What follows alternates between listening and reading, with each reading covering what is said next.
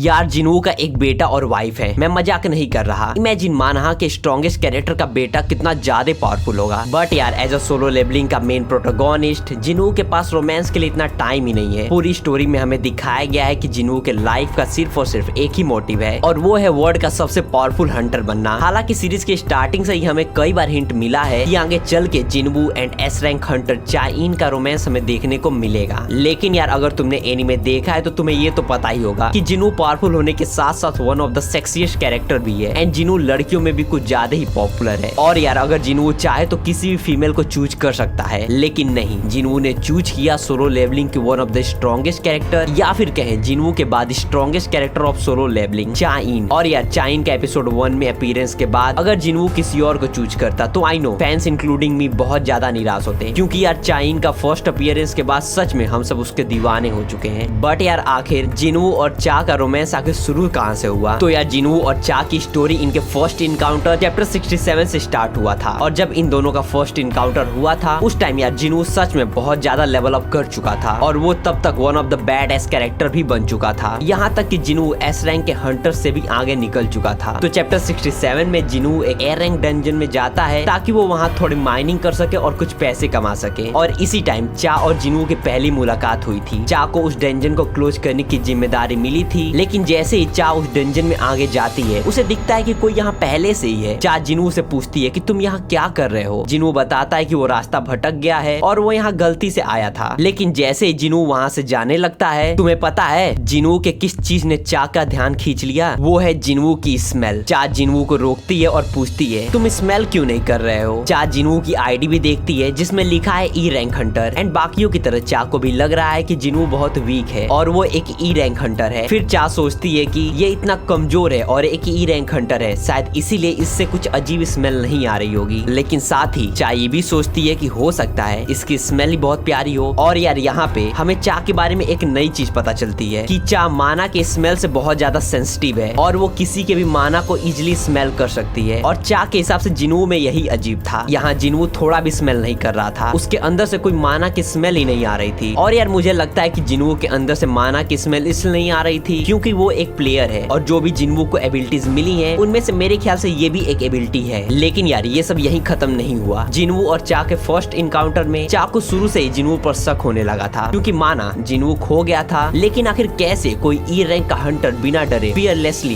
Dungeon के boss के पास खड़ा हो सकता है? और साथ ही चा ने जिनवू के हाथ में एक वेपन भी नोटिस किया था और इसके बाद चा ने जिनवू पर इन्वेस्टिगेशन स्टार्ट कर दिया। चा को शक था कि जिनवू किसी का स्पाई हो सकता है, लेकिन यार जैसे जैसे चा जिनवू को इन्वेस्टिगेट कर रही थी उसे पता चलता है कि जिनवू पर हाई रैंक के हंटर्स एंड ऑफिशियल्स की भी पहले से ही नजर है और जिनवू की सारी फाइल्स हाईली सिक्योर्ड है और इन्हें किसी को भी देखने की इजाजत नहीं है। चा पूरी तरह कंफ्यूज्ड है कि आखिर कोई ई रैंक जैसे लो हंटर पे इतना सिक्योरिटी क्यों लगाएगा और कोई इसमें इंटरेस्ट ही क्यों लेगा। और ये सारे इन्वेस्टिगेशन के दौरान चा को नहीं पता था कि उसे जिनवू से प्यार हो जाएगा और वो strongest man in the entire world Jinwoo के बेटे को जन्म देगी। Back to the topic, chapter 71 में चा ने खुद डिसाइड किया कि अब वो खुद जिनवू के बारे में पता लगाएगी, क्योंकि यार जिनवू से रिलेटेड हर एक डॉक्यूमेंट पे टाइट सिक्योरिटी थी और किसी को उसे छूना तो छोड़ो देखने की भी इजाजत नहीं थी। चा को जिनवू के बारे में इन्वेस्टिगेशन के दौरान जब पता चला जिनवू को स्ट्राइक स्क्वाड का लगेज उठाने के लिए अपॉइंट किया गया है तो चा सच में ये सुनकर शॉक हो गई, क्योंकि यार अभी तक ऑफिशियली जिनवू एक ई रैंक का हंटर है और जिस डंजन में जिनवू जाना चाहता है वो एक ए रैंक का डंजन है। तो जाहिर सी बात है जिनवू को ऑफिशियली ए रैंक डंजन में जाना है तो उसे लगेज ही उठाना पड़ेगा। लेकिन यार चा इस डंजन में जाने के लिए बिल्कुल एक्साइटेड नहीं है, क्योंकि चा अपने हॉलीडे पे है और वो बिल्कुल नहीं चाहती कि उसे आज के दिन काम करना पड़े। बट स्टिल अगर हमारे हीरो को देखना है तो भाई डंजन में तो जाना ही पड़ेगा। और जैसे ही चा डंजन के बॉस के पास जाती है उससे पहले ही जिनवू और बॉस के बीच बैटल स्टार्ट हो चुका था। जिनवू अपनी पूरी स्ट्रेंथ दिखा रहा था। जिनवू शैडो आर्मी को पहले से ही वहाँ समन कर चुका था और वहाँ बहुत खतरनाक बैटल चल रहा था और इस पूरे बैटल को चा देख रही थी। जिनवू जिस तरह अकेला डंजन के बॉस की बैंड बजा रहा था एंड बाकी सारे हंटर्स इस बैटल को देखकर बहुत ज्यादा शॉक्ड थे और उन्हें यकीन नहीं हो रहा था कि आखिर कोई इतना पावरफुल कैसे हो सकता है। यहाँ तक कि इस मिशन के लीडर का भी कहना था कि अगर वो बॉस से लड़ता तो शायद वो हार जाता, लेकिन हमारा जिनवू बॉस की धज्जियां उड़ा रहा था और जिनवू की पावर देखकर चा भी उसकी दीवानी हो रही थी और चा के दिल में जिनवू के लिए और ज्यादा फीलिंग डेवलप होने लगा। लेकिन यार बहुत टाइम के लिए ये सिर्फ वन साइडेड लव था। जिनवू को शुरुआत में चा में कुछ खास इंटरेस्ट नहीं था, लेकिन यार आगे और ऐसा क्या हुआ कि चा जिनवू के प्यार में और भी पागल होने लगी। तो चैप्टर 92 में battle between Korea's S rank Hunter and Japan S rank Hunter, चा को जिनवू ने हीरोइक अंदाज में मरने से बचाया था, जिसके बाद चा जिनवू से और ज्यादा प्यार करने लगी। और यार चैप्टर 92 के बाद चा और जिनवू एक साथ रोमांटिक वे में हमें देखने को मिले थे। चैप्टर 104 के बैटल में चा बहुत बुरी तरह से इंजर्ड हो गई थी और वो मौत के करीब थी, लेकिन पूरे स्क्वाड में एक भी हीलर जिंदा नहीं बचा था। जिनवू को समझ नहीं आ रहा था कि अब वो क्या करे, क्योंकि अब कोई हीलर है ही नहीं। चा को कैसे बचाया जाए, और जिनवू नहीं चाहता था कि चा मरे। तभी जिनवू को याद आता है कि अगर वो चाहे तो किसी हीलर की शैडो को समन कर सकता है, लेकिन यार जिनवू ने ओथ लिया था कि वो किसी भी ह्यूमन के शैडो को समन नहीं करेगा तब तक कि जब तक खतरनाक मुसीबत ना आ जाए। लेकिन यार ऐसा पॉसिबल नहीं है कि जिनवू किसी आम इंसान के लिए अपने ओथ को तोड़े। और तब जिनवू को रियलाइज होता है कि उसके दिल में चा के लिए कुछ फीलिंग तो है, और अपनी कड़ी मेहनत और बार बार अटेम्प्ट से जिनवू ने हीलर के शैडो को समन भी किया और आखिरकार चा को मरने से भी बचा लिया। और इस इवेंट के बाद चा का जिनवू के लिए प्यार समझो 7वें आसमान पे था। यहाँ तक कि चैप्टर 122 में दिखाया गया है कि चा जिनवू को स्टॉक कर रही थी न्यूज में, और हर एक जगह हर टाइम सिर्फ और सिर्फ जिनवू के बारे में ही सोच रही थी। और यार आगे के चैप्टर में चा जिनवू का न्यूली फॉर्म हंटर स्क्वाड भी ज्वाइन करना चाह रही थी, लेकिन जिनवू ने चा को ग्रुप ज्वाइन करने से साफ मना कर दिया, क्योंकि यार जिनवू को तो उस टाइम पता ही नहीं था कि चा उससे प्यार करती है, इसलिए वो जिनवू का स्क्वाड ज्वाइन करना चाहती है। बट जिनवू को शक था कि कहीं चा किसी की स्पाई तो नहीं है, या फिर चा किसी के लिए काम तो नहीं कर रही है। जिनवू कई बार बहाने भी बनाता है, लाइक मेरे पास तुम्हारे जैसी एस रैंक हंटर्स को पे करने के लिए पैसे नहीं है, और चा एज अ रिस्पॉन्स कहती है मुझे पैसे नहीं चाहिए, जिससे जिनवू का शक और बढ़ने लगता है कि आखिर कोई क्यों ही, और वो भी एस रैंक की हंटर, एक न्यूली फॉर्म्ड स्क्वाड को ज्वाइन करेगी। और यार चा जिनवू के सामने बहुत अजीब बिहेव भी कर रही थी। वो जिनवू को देख के ब्लश कर रही थी, स्माइल कर रही थी और रुक रुक के बातें कर रही थी, जैसा कि यार नॉर्मली होता है हम सबके साथ जब भी हम अपने क्रश से बात करते हैं। बट जिनवू को तो कोई आइडिया ही नहीं है कि वो किसी का क्रश भी है। और यार चा कहे भी तो क्या कहे कि मुझे तुमसे तुम्हारी स्मेल की वजह से प्यार है। और यार यही नहीं, टनल में जब जिनवू ने चा को मरते मरते बचाया था, तब चा को रियलाइज हो गया था कि हंटर्स के प्रोफेशन में जान की कोई वैल्यू नहीं है, जान कभी भी जा सकती है। इसलिए चा चाहती है कि भले ही वो कभी मरे, लेकिन जिनवू के बाहों में मरे। लेकिन यार जिनवू किसी भी हाल में नहीं चाहता है कि चा उसके स्क्वाड को ज्वाइन करे, इसलिए जिनवू ने ऑन द स्पॉट ज्वाइनिंग के लिए एंट्रेंस भी प्लान किया। बट यार शायद जिनवू भूल गया था कि चा कितनी ज्यादा पावरफुल है। चा ने जिनवू को उसके स्ट्रॉन्गेस्ट शैडो को समन करने के लिए भी कहा। बट यार तुम सब टेंशन ना लो, जिनवू ने अपने स्ट्रॉन्गेस्ट शैडो को समन नहीं किया, क्योंकि यार मेरे ख्याल से जो भी हो, जिनवू के दिल में चा के लिए सॉफ्ट कॉर्नर तो है ही, और वो नहीं चाहता है कि चा मारी जाए। बट स्टिल जिनवू ने जिस बीस्ट को समन किया वो सच में one of the strongest beast है। लेकिन फिर भी चा ने अपनी पूरी स्ट्रेंथ के साथ जिनवू के इस शैडो से बैटल किया। बट यार इस बैटल में जिनवू ने अपने शैडो को पूरे स्ट्रेंथ से न लड़ने का ऑर्डर भी दिया था, और इस बैटल के बाद भी चा जिनवू का स्क्वाड ज्वाइन नहीं कर पाई। लेकिन यार आगे के चैप्टर्स में जिनवू और चा का कई बार इंटरेक्शन हुआ है, और आगे हमें कुछ टाइम ट्रेवल भी दिखाया जाएगा, जिसके बारे में यार मुझे नहीं लगता है कि एक सिंगल वीडियो में बात किया जा सकता है। सो यार अगर इस वीडियो पे अच्छा रिस्पॉन्स आएगा तो मैं इस स्टोरी को आगे भी कवर करूंगा, और तुम सबको बताऊंगा कि आखिर टाइम ट्रेवल के दौरान क्या हुआ जिससे जिनवू और चा और ज्यादा करीब आए। एंड कमेंट में जरूर बताना कि क्या तुम सबको सोलो लेबलिंग की और वीडियो चाहिए। और यार ये चैनल न्यू है तो तुम सब चैनल को सब्सक्राइब कर लो। Till then enjoy your anime, मिलते हैं नेक्स्ट वीडियो में।